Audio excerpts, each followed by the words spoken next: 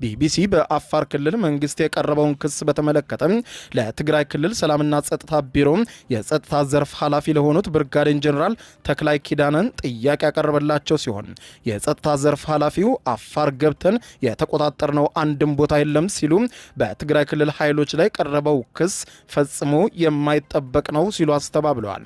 እኛ የከፈትነው ግጭት የለም፣ እንደዚህ አይነት ዝግጁነትም የለንም የሚሉት ብርጋዴር ጀነራል ተክላይ በምላሹ የአፋር ኃይልና የሐራ መሬት ኃይሎች ተደጋጋሚ ትንኮሳዎች በእኛ ላይ ፈጽመዋል ሲሉ ውንጀላውን በውንጀላ መመለሳቸው ተሰምቷል።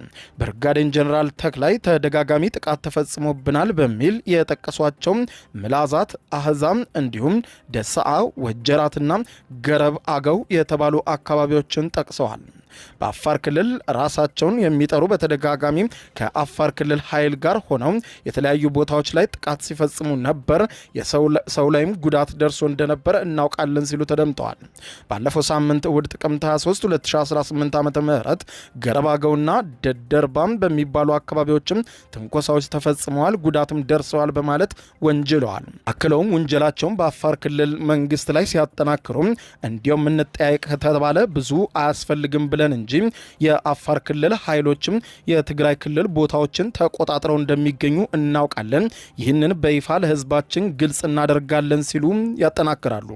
የትግራይ ክልል ጊዜያዊ አስተዳደር እነዚህን እንቅስቃሴዎች በተመለከተ የወሰደው ራስን የመከላከል እርምጃም ሆነ የተሰጠ ግብረ መልስ የለም በማለት የጸጥታ ዘርፍ ኃላፊው ይናገራሉ።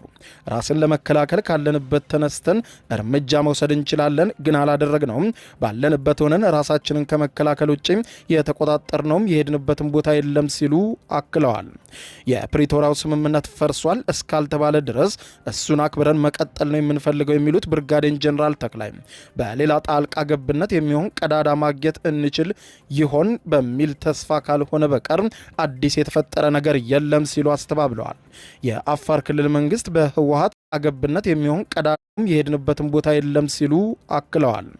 የፕሪቶሪያው ስምምነት ፈርሷል እስካልተባለ ድረስ እሱን አክብረን መቀጠል ነው የምንፈልገው የሚሉት ብርጋዴር ጀነራል ተክላይ በሌላ ጣልቃ ገብነት የሚሆን ቀዳዳ ማግኘት እንችል ይሆን በሚል ተስፋ ካልሆነ በቀር አዲስ የተፈጠረ ነገር የለም ሲሉ አስተባብለዋል።